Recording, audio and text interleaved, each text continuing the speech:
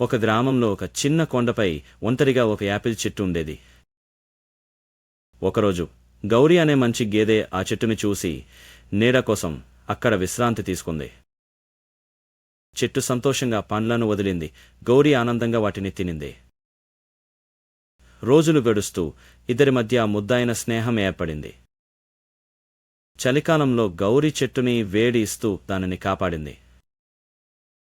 వసంతంలో చెట్టు అందమైన పువ్వులతో ముస్తాబాయ్ గౌరీకి ఆనందం ఇచ్చింది. ఒకరోజు పెద్ద పెదవున తుఫానొచ్చింది. గౌరీ ధైర్యంగా నిలబడి చెట్టుని రక్షించింది.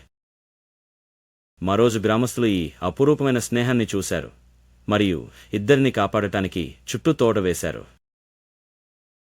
గౌరీ మరియు చెట్టు జీవితాంతం ఒకరికొకరు తోడుగా జీవించారు. నిజమైన స్నేహం అనేది సంరక్షణ మరియు సహాయం చేయడం అనే విషయాన్ని వారు అందరికీ నేర్పించారు. గేదె ఏడుస్తోంది, ఎవరు సబ్స్క్రైబ్ చేయలేదని.